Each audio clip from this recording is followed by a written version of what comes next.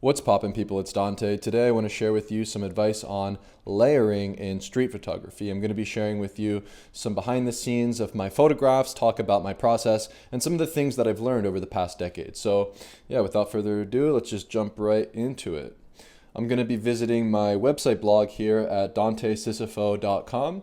You can go to my Start Here page and access some of the different resources I've been sharing. For instance, I have a video where I discuss how I mastered street photography. I give you some advice looking at photo books, talking about my process, and discussing some of my images. And so I've got my contact sheets available for free. You can check those out as well. But I'm going to go ahead and scroll down and find a blog post that I put out there I think it was like 2 years ago or something. And yeah, it's how I use layers in street photography. And so this is something that requires a lot of practice. Layering is something that doesn't really come quickly. Layering is something that requires you to really go out there with repetition each and every day, honing in on the practice of street photography. It's something that comes with practice. It's something that comes with repetition. It's something that comes with patience, frankly. You know, when you're observing life and you're photographing in the streets, a lot of the times we get caught up with the hunt and the pursuit of that next photo.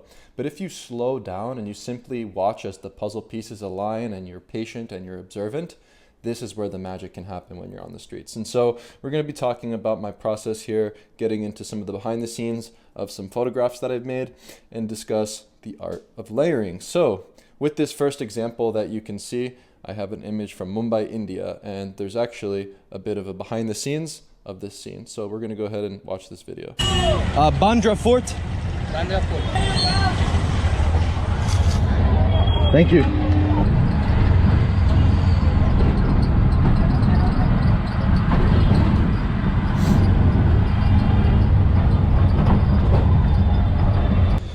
So here we are now arriving at Bandra Fort. This is my first time here. I like to come to the coast and observe the water side. When there's the sunset, you know, we get that nice golden hour. So here we go.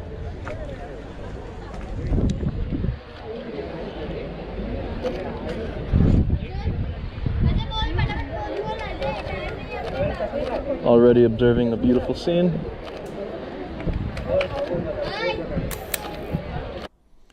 So right away when I approached this location in Mumbai, which is I believe called Bandra Fort, I arrived and immediately noticed the beautiful light, the beautiful clothing, the birds flying, and there was a potential photograph to be made here. And I think that's something to highlight when you approach a scene is you kind of sense that there's a possible photograph to make. You observe the scene, you kind of work your way through it, you move your body, you observe and you respond with your intuition. And at this moment when I first arrived and entered through the doorway, I noticed this beautiful dress. I noticed the backdrop with the tattered wall where we have lots of writing, and there seemed to be something here that I could work with, as I like to observe life in a multi-dimensional way where I look for a foreground, a middle ground, and a background, and I try to combine different elements to break up the frame.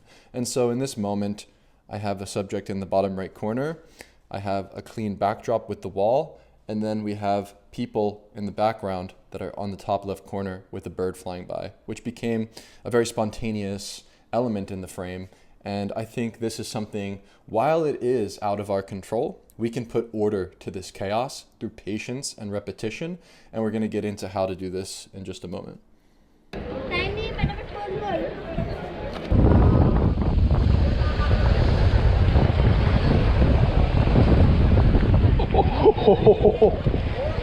It's dangerous. Yeah. So this is actually a great example of using layering.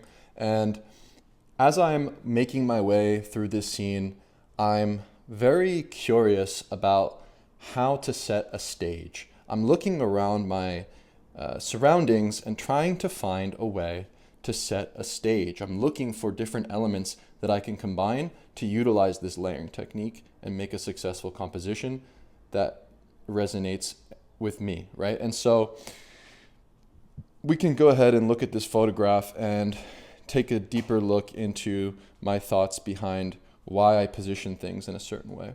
And so when I observe life and when I observe the different elements that can make up a frame, I'm really honing in on the way in which I position my physical body in relationship to the subject. And I think this is something extremely important to emphasize, because at the end of the day, when I observe life and I observe the world around me as a photographer, I treat this thing like visual problem solving. And so I try to align the different puzzle pieces in a way that will tell my visual story cohesively and concise. And so in order to do this, I need to position my body close to subjects. I need to have somebody in the foreground of the frame that can really set the stage. And so having these different elements come together does require your visual acuity. It does require the art of observation and noticing different things. And one of the things that I noticed immediately at this scene was the beautiful bridge that's in the background.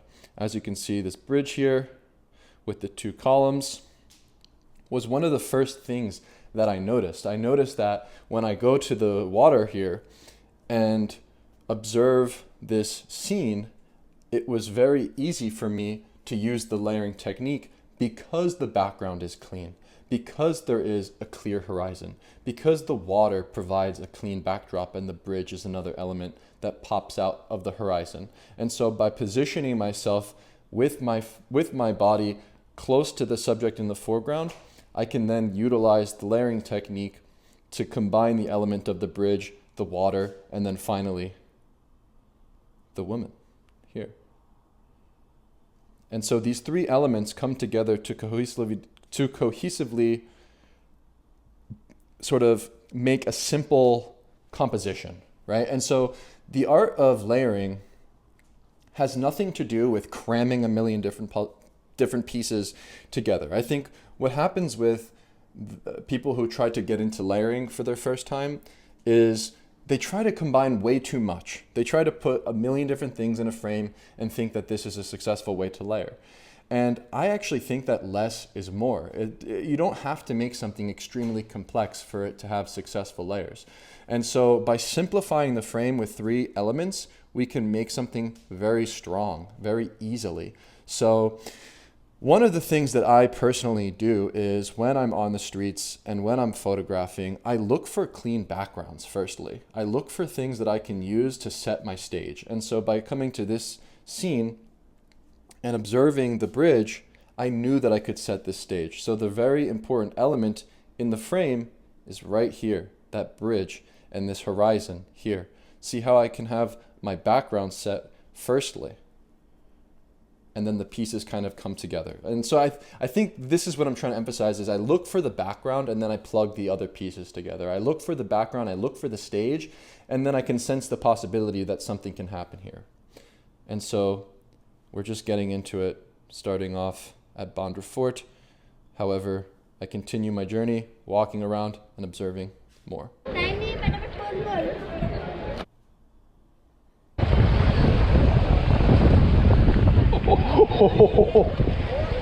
It's dangerous.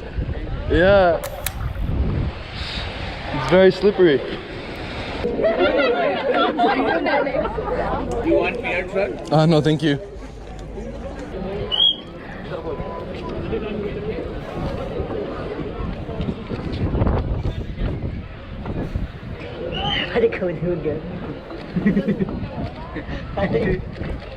Yes. The bird, the bird, you know, the bird.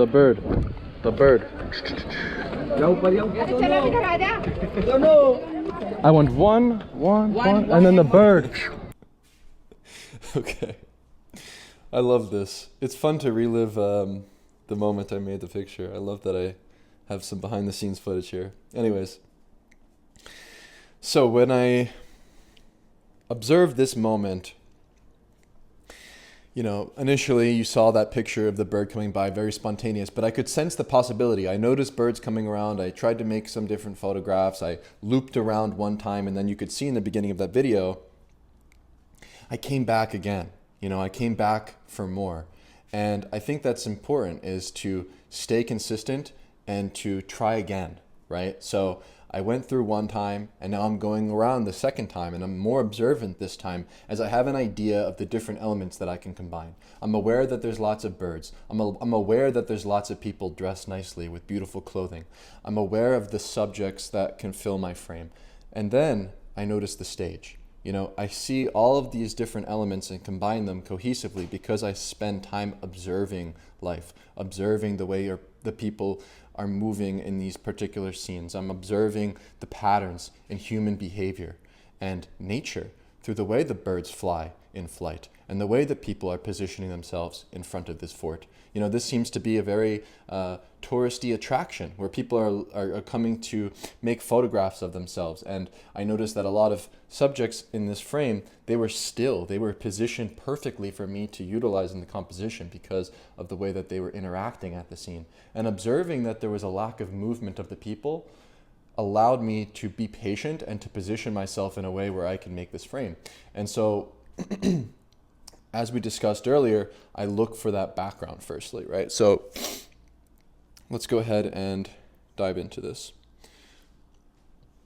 So at this scene, I observed the background. I observed the way that the window frame was cutting out from the wall, right? And I observed the doorway and the way that I could use the framing of this structure to my advantage to create depth and layers in the image. So paying attention to the geometry, paying attention to the form, paying attention to the shapes and the different elements that make up my background were something I was hyper aware of. And so initially, when I was making this photograph, the very first piece that I plugged into my visual puzzle was the background.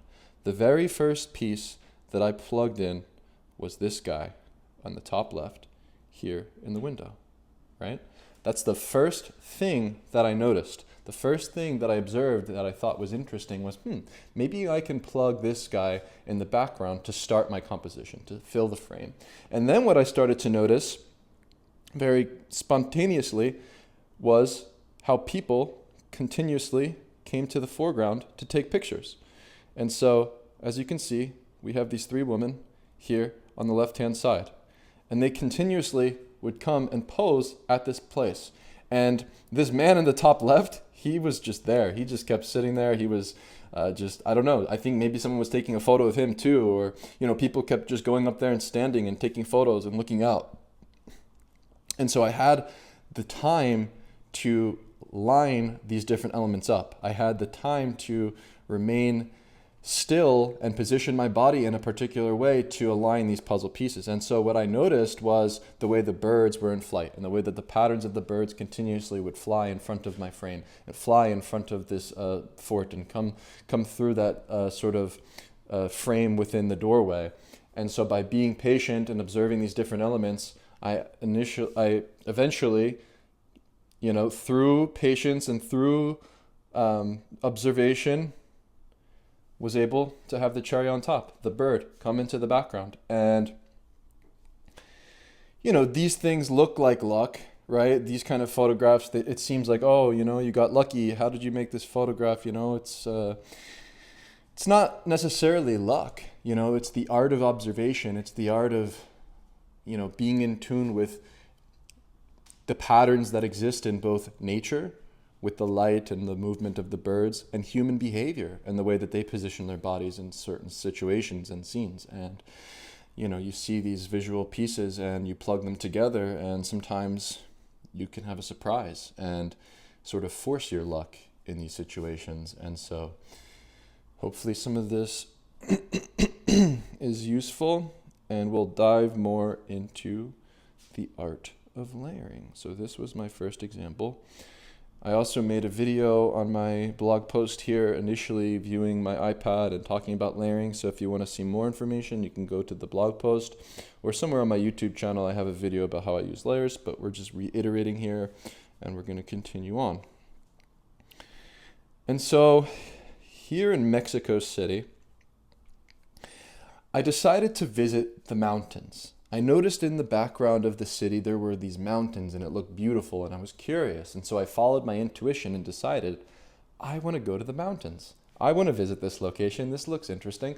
And so I went on Google Maps and I just dragged the little guy to the wherever the mountains were. I had no idea where I was going. I was simply going with the flow.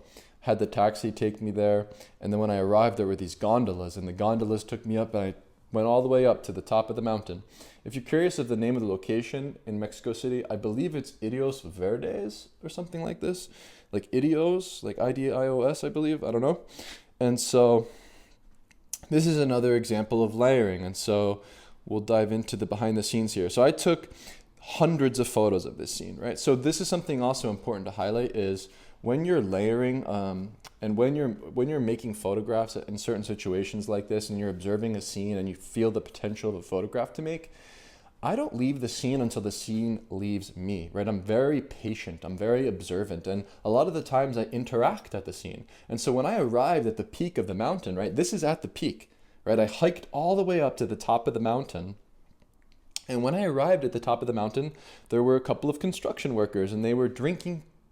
They were drinking alcohol or beer or whatever and like taking a break or something. And I don't speak Spanish, but we wound up having this interesting sort of interaction that was playful, and I spent a lot of time photographing here. I noticed that there was this beautiful cross behind them where they're building their home, and so I wanted to initially go up there and make a photograph of the cross, but as I spent time around these people, I wound up making a successful photograph. And so you really want to engage with life, interact with life, and don't be afraid to be close to people. You know, I think that is what it's all about at the end of the day. And yeah, the closer you get to people, you can adapt to the moments that are coming in front of you at that moment and press the shutter at the right time. And so yeah, to create this layered composition, I really immersed myself in these situations. I immersed myself in this new world here at the top of the mountain in Mexico City, being patient and letting things unfold naturally. And so you'll see in the behind the scenes video here, I climbed their ladder where their construction site is and was trying to observe different ways to photograph. And so initially I was at the ground level photographing the workers hanging out, chilling.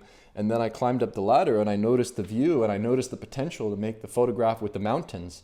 And again, this is what I look for. I look to set a stage. I look to plug my background into the photograph firstly.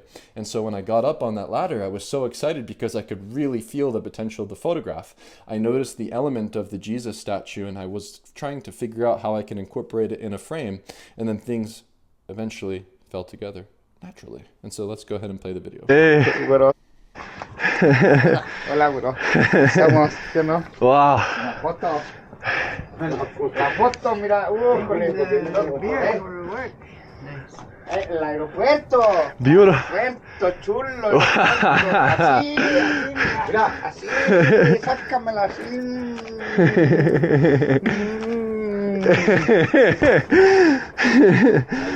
Wow. Shout out to Matthew Wong. We made some of our best photographs of our lives together. This is the only photographer that I trust. I'm building. Ven, sácame foto. Sí. I'll go up. I'm going. Dude, it's sketchy. Whoa. Dude, Matthew, you gotta come up here. If you get the guy in the right spot, you can get Jesus in the guys. Jericho, así te juro que aquí, fíjate, ve. México, mira, México, Cruz Azul, México, Cruz Azul, ¡ey! ¡Puro Cruz Azul! Oh! ¡Puro Cruz Azul! ¡Puro Cruz Azul! ¡Ya! Sorry. México, puro Cruz Azul!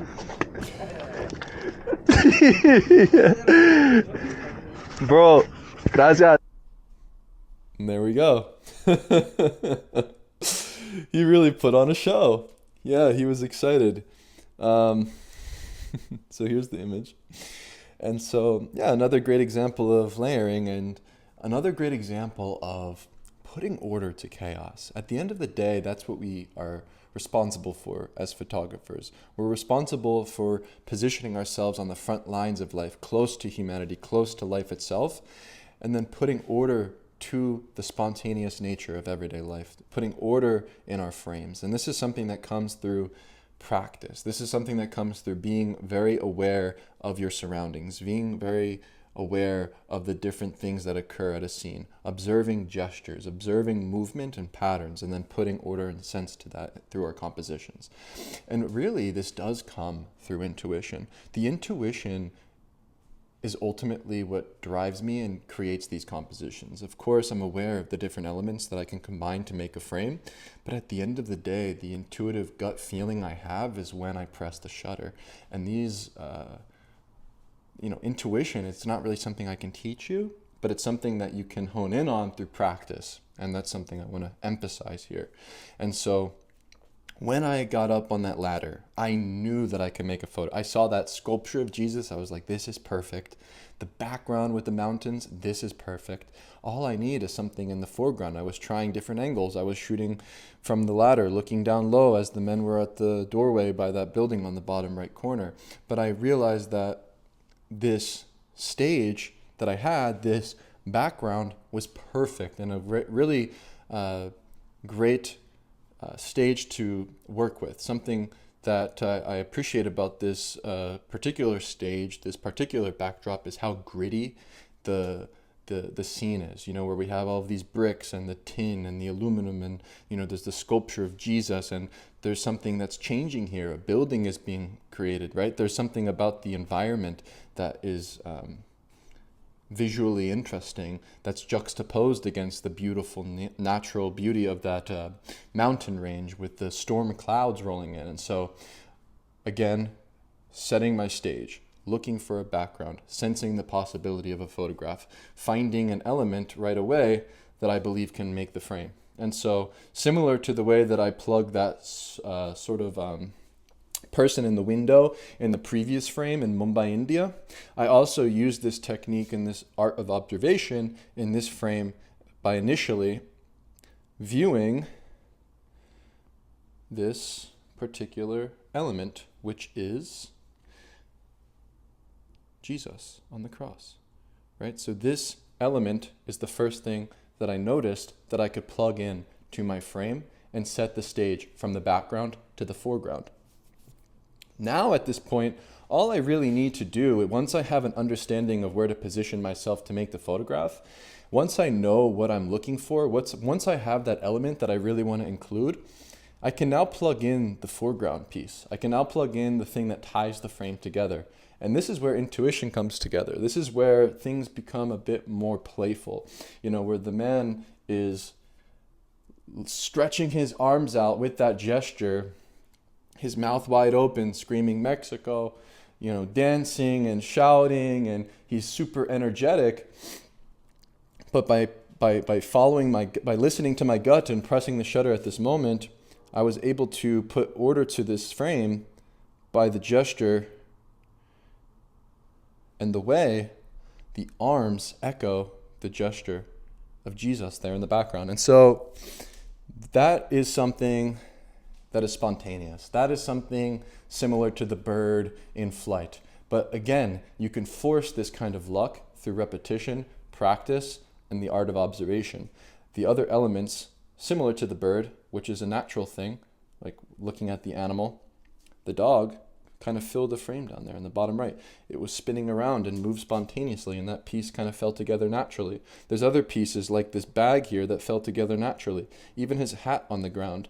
But once again, initially, observing my background, observing the sculpture of Jesus, observing the mountains there in the back, and then setting the stage and allowing the pieces to kind of fall together naturally. But this is through practice and repetition and patience and really spending time. Like, if there's anything I can share with you that's practical, that's one of the most important bits of advice for making these kind of pictures with layers and depth, is in order to go deep, in order to have layers in your photograph, you need to spend more time at the scene. You need to spend more time with the people that you're photographing. You need to be patient and observant. And ultimately, with time spent, you'll get to the results that you're looking for, I believe. So patience is very, very, very important. And so another great example of this idea of being patient and spending time is this example from Napoli, Italy. And so I was on a vacation with my brother Julian, and it was such a great time.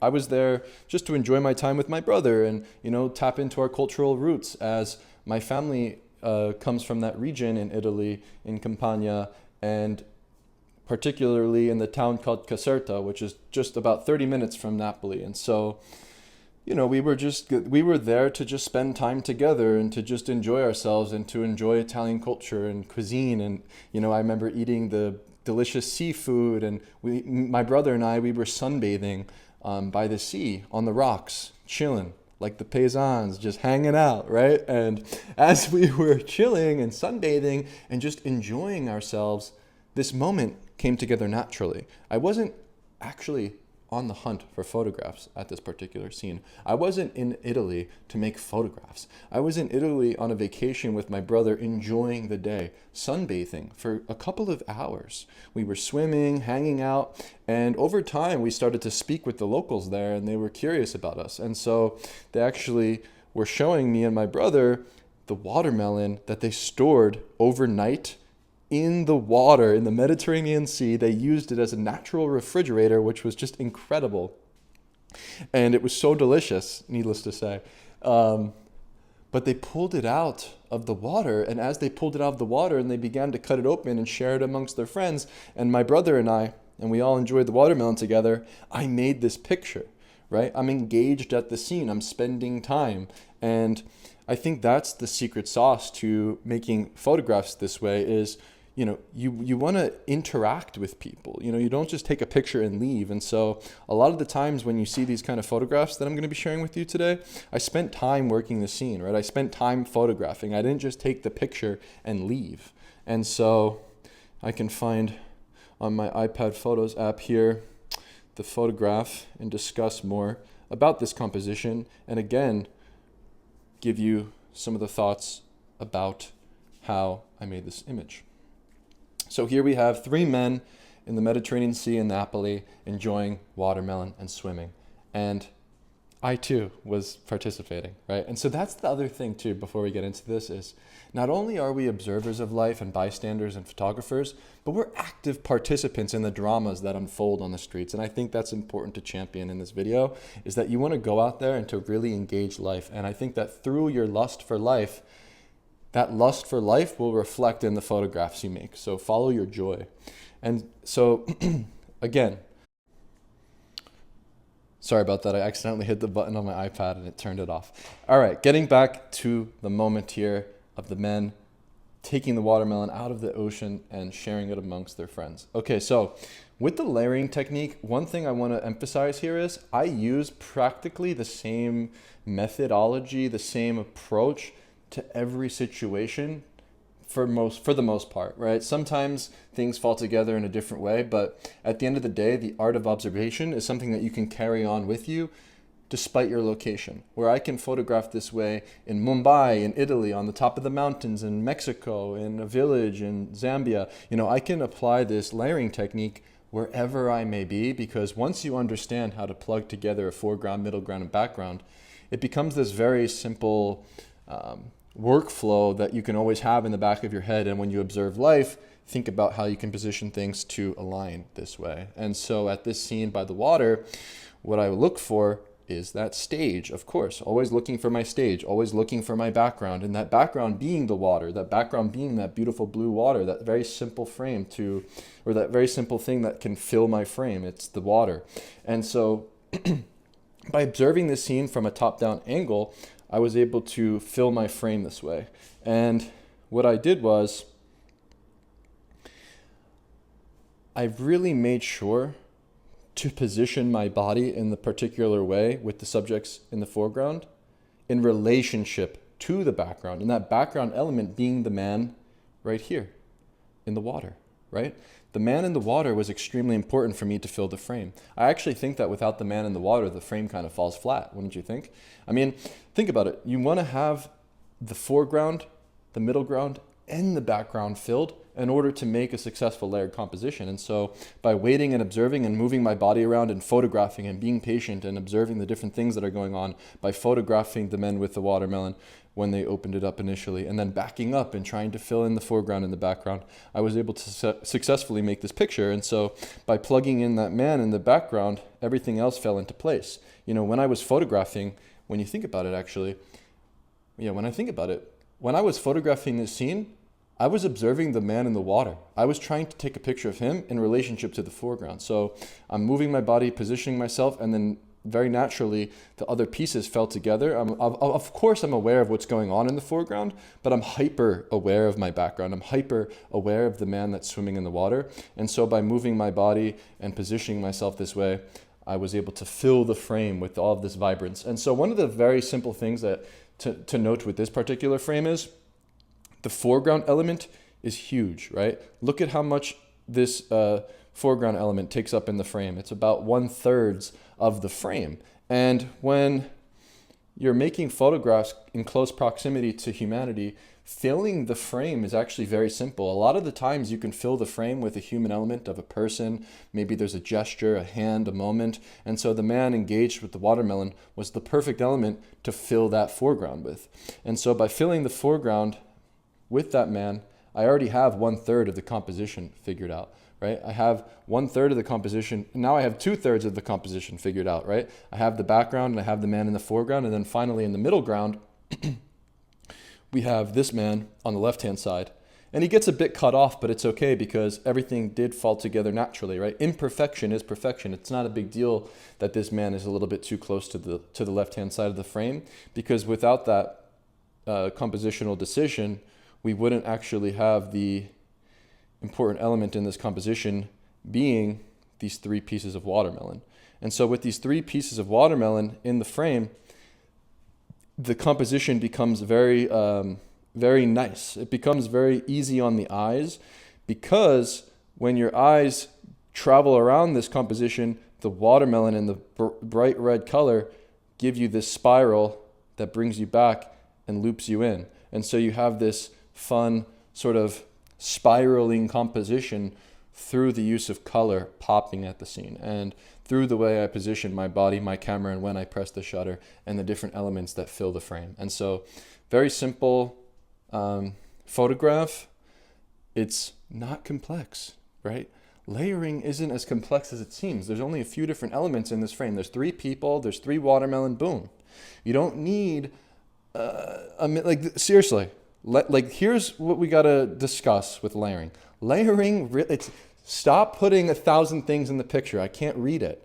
We wanna simplify the frames that we make when we're layering. We wanna keep it cohesive. We want things to be legible, to be readable, so that when a viewer observes the photograph, it becomes a visual feast, right? We hear this notion of fill the frame, and we think when we fill the frame, we'll just put 1,000 things in the frame. No, filling the frame is to simplify the frame, to break it down to its essence, the essence of the moment itself, and to really hone in on the things that matter most, right? The things that we include in the frame, of course, are important, but what we exclude from the frame are just as important. So strip down to the bare bones and simplify your frames. Don't make them too complex, because that's a mess, and we don't want a mess. Maybe you like mess. I don't like a mess. I like having a simple frame like this. All right, so let's go back and see if we have any other examples in this post. All right, so moving on to the next photograph here from Jericho, I'm photographing a scene of children playing. And so these Palestinian youth are playing on an empty frame here at the border between Israel and Palestine, right? The West Bank is a location in the world that I spent a lot of time traveling. I spent about 6 months while I was studying abroad at Hebrew University, traveling to all of the major Palestinian cities. And Jericho became my favorite location because it was so close to Jerusalem. But not only that, it was just so vibrant. There was so much beauty here. I love the desert aesthetically and visually. And so I kept coming back here time and time again. And so when I approached this scene that was very playful, with the children gathered at the scene here, I was playing here, right? I was present playing here. I was doing pull-ups at the scene, I was being playful at the scene, and I don't take myself so seriously when I'm making photographs. And I think that's important to consider here is you don't have to be such a serious documentary street photographer. You can be playful, but this comes through your own personality and how you live your life. But I can tell you that I'm a playful person and I don't take myself so seriously. And then ultimately, I think that reflects itself back into the photographs I make. And so in terms of layering at the scene, really it came down to just being present, interacting, and letting things sort of unfold naturally, right? And so I'll bring up this frame here in my Photos app and discuss it more in depth. And so one interesting thing to note about this frame is the stage that I set. The stage that I set in the background is an Israeli settlement here. And so, at least I believe that's what this is. And so, as you can see in the background, we have that hillside. And of course I was aware of this. And so when I make a layered composition, I'm always thinking about the background. I'm always thinking about the horizon. I'm always thinking about what I can do to position my body, my camera in relationship to the background to make things cohesive and to make things simplified. And so by simplifying the background with that horizon and with that hillside, everything else kind of fell into place. And so being playful here at the scene, I noticed the movement of the children, and I noticed the young boy who was climbing on this pole here. And of course that was something that caught my eye and was the moment I was most intrigued by. And so because of that, I decided that I wanted to position that boy in the foreground. I wanted that boy to be there and to be present and to be the most obvious part of the composition, right? And so because of that, I needed to position myself in a way where his face and his head is separated from the background. Like, as you can see, the area around the subject here is very visible, and you can actually see him because of the way that I position my camera and my body. And so this is really important to emphasize is you want to break the frame up into thirds. You want to break the frame up into different parts of the frame that are legible and readable. And so not necessarily just following the rule of thirds or just following like these basic compositional techniques, but just being aware of the way that the foreground and the background interact so that things don't overlap. I think that's most critical, is making sure that things don't overlap. And here's a great example of how I made sure to separate this area in the hillside from the subject here on the left-hand side. And so with that, I'm looking at the background, I'm plugging in the foreground, and then honestly, everything else is putting order to the spontaneous nature of life. The child here with the hands coming up is the element that makes the picture intriguing. The element of the children's hands here, this is what makes the frame for me, right? The hands add mystery. The boy's smile adds the playfulness. The child in the background here, this is spontaneous. This was something I was aware of, but it's something that's out of my control. But by being present and being patient at the moment, I was able to put order to that spontaneous moment. And the boy here that comes out of the woodwork in the bottom left-hand corner fills the frame.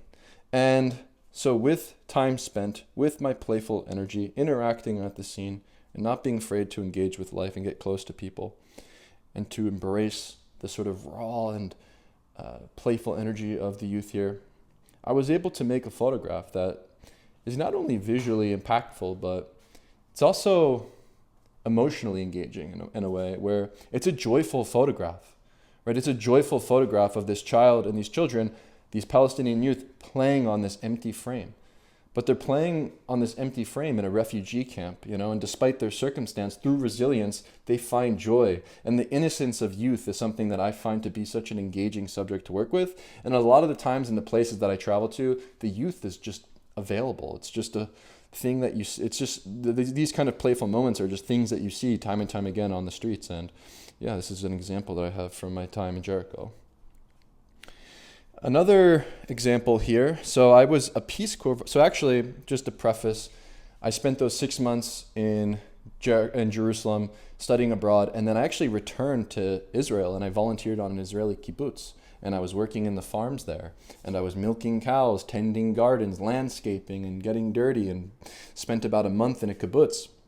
And then I decided to pack up my bags and travel the road all the way from Haifa back down to Jericho because I wasn't finding any potential in my photographing in photographing at the kibbutz. And so I returned to Jericho and I lived with the Palestinian family and volunteered at a hostel for about 2 months. I slept on the floors of mosques. I got to learn about Islam and made a lot more photographs for those 3 months.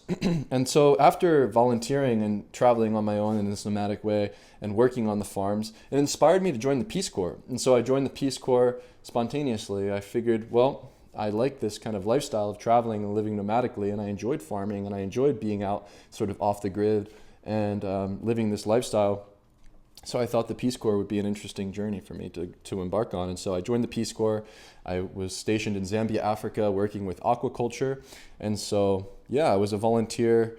I was working in rural villages promoting aquaculture. And, you know, while I was there, I was not only photographing, but I was volunteering. I was working each day in the farms and working with the people, and I learned the local language and the customs, and I really integrated myself in this community and spent lots of time here. And at this particular scene here, I'm observing a scene outside of the Seventh-day Adventist church, and this church was the center of the community where I would visit every Saturday with my host family. And so I really got to be intimate and close to the people in this particular village. And so for about a year, I was a surrogate member of the Bemba tribe.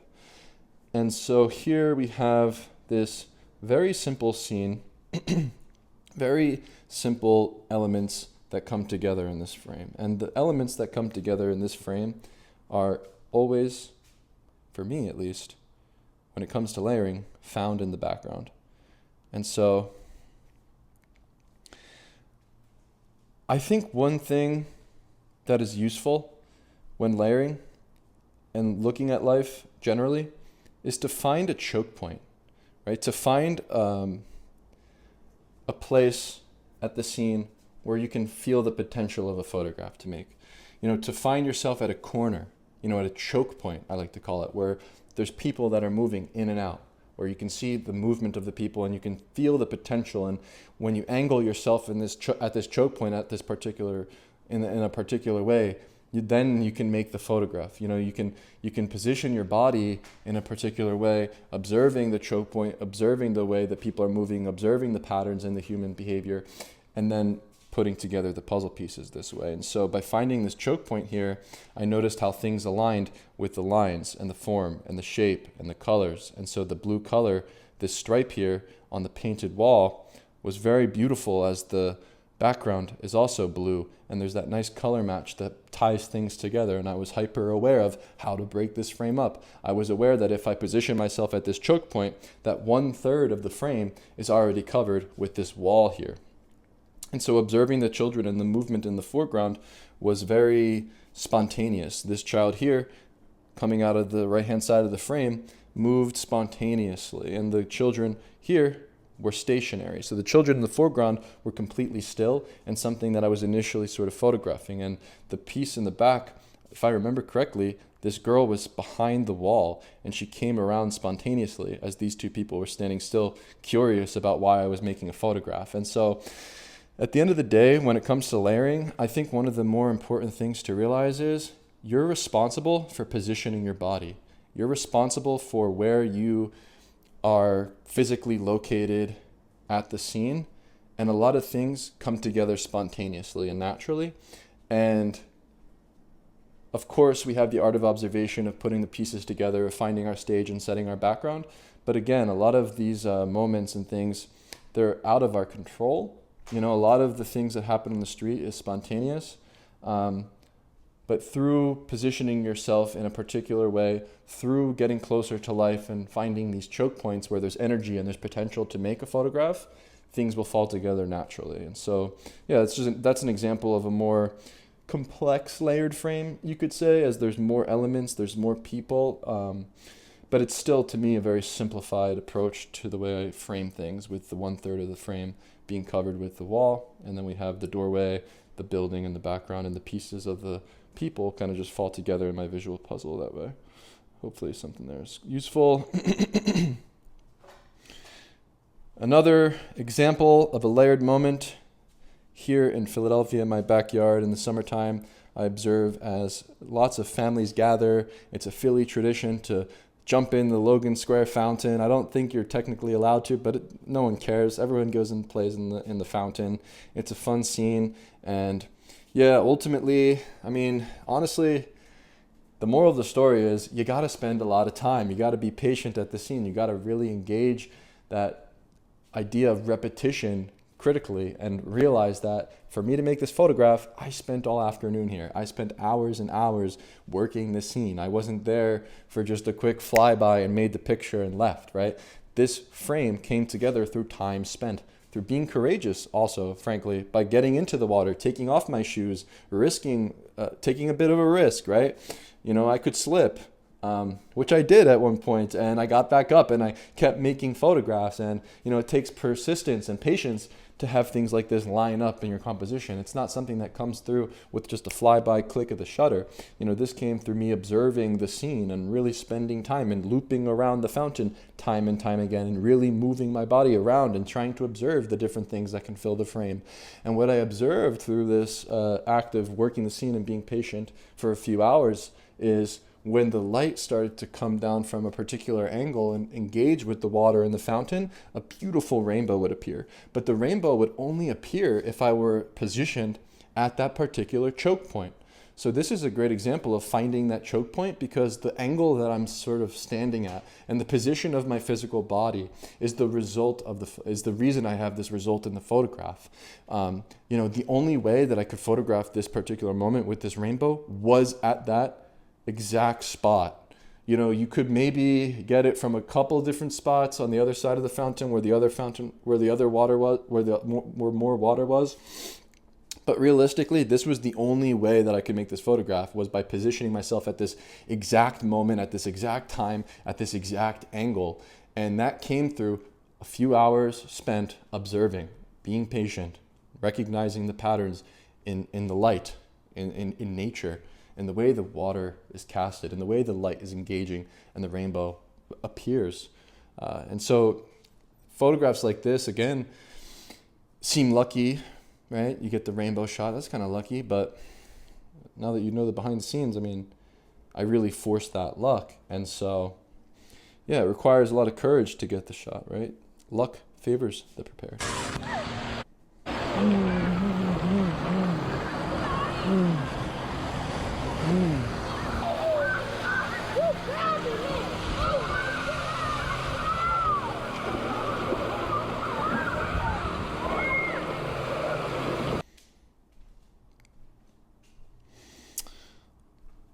Let's bring up the photograph and I can discuss this idea, this mindset that affirmed this photograph.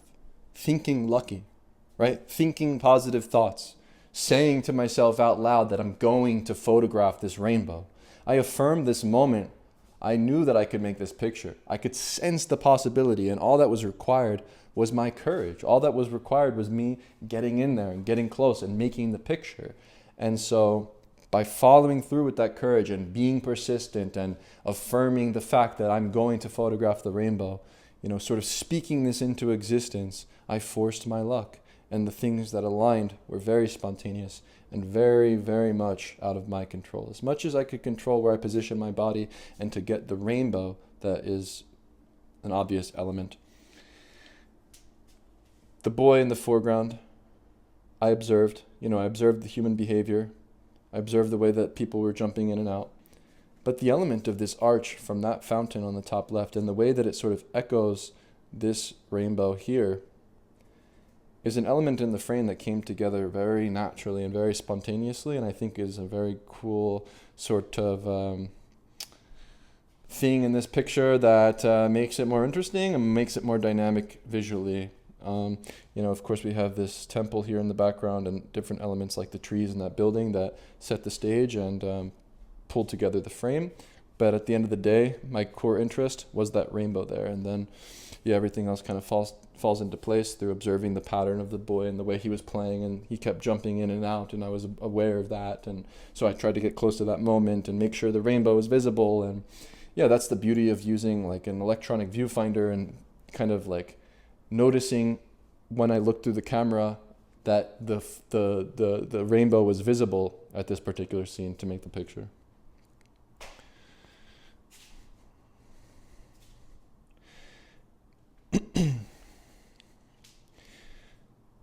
I think that this is perhaps the perfect final image to discuss. You know, I could talk about layering and how I see and how I put together these frames endlessly, but at the end of the day, a lot of it is just going to come down to me repeating to you that you just need to be persistent and you need to practice and you need to go out there with repetition, because that really is what it comes down to. But you really need to be on your toes. You need to respond quickly.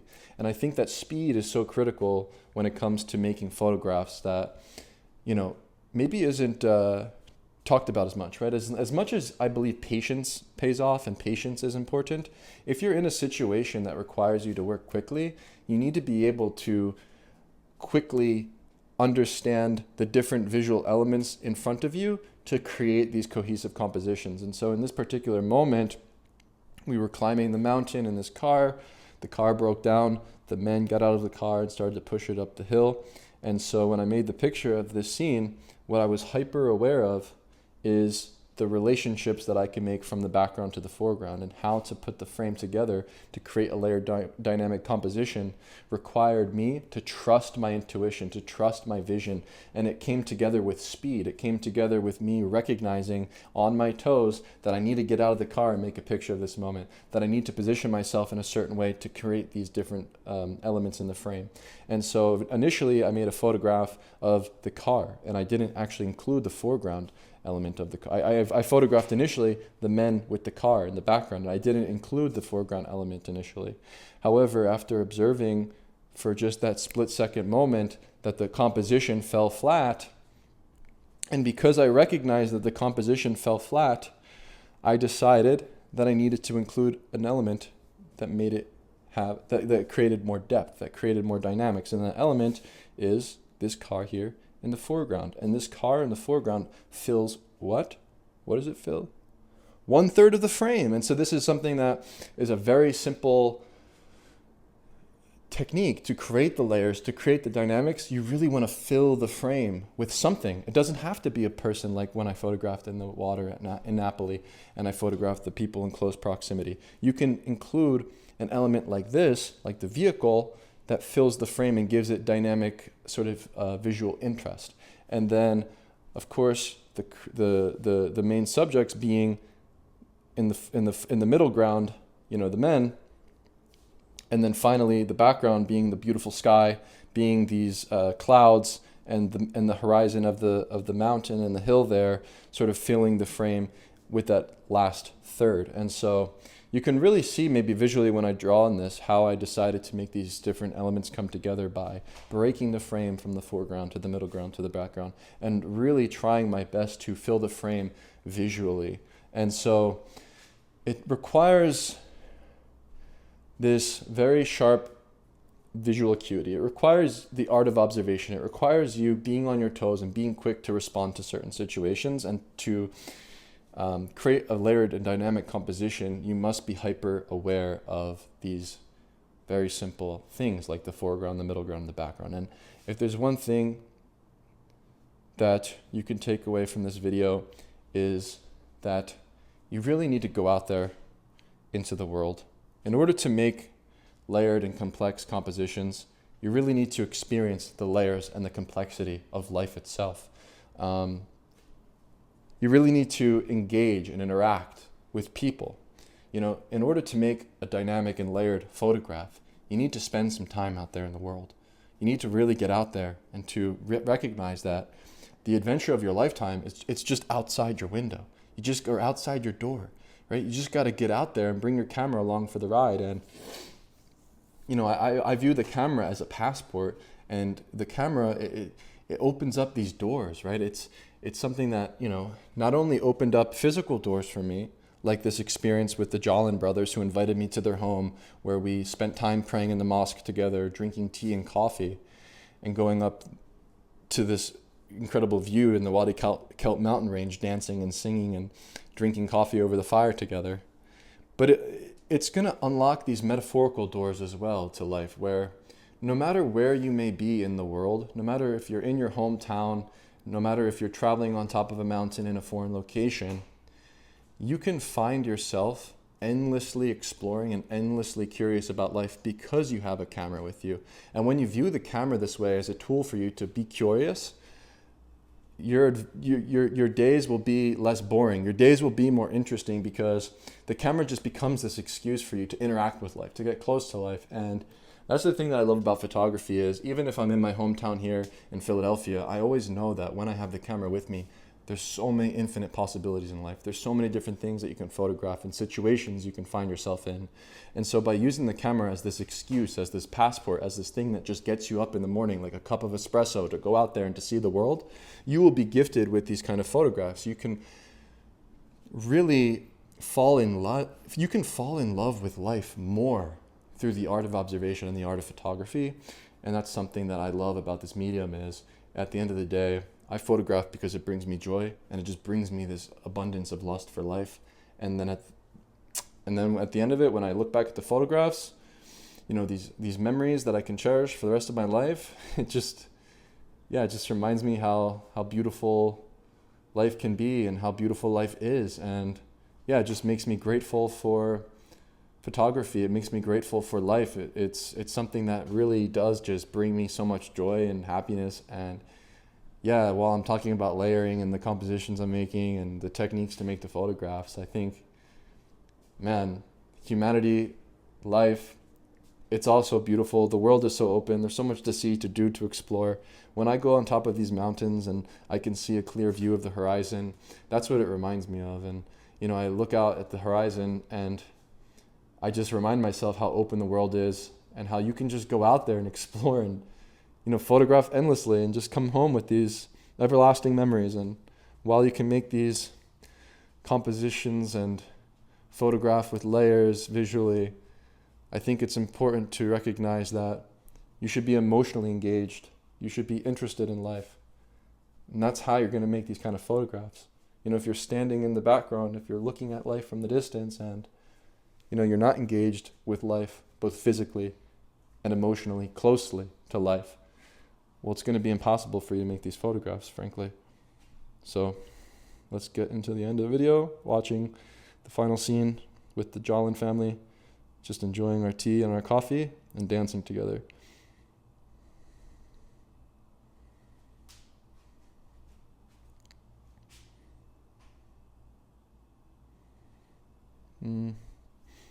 Maybe I need a refresh.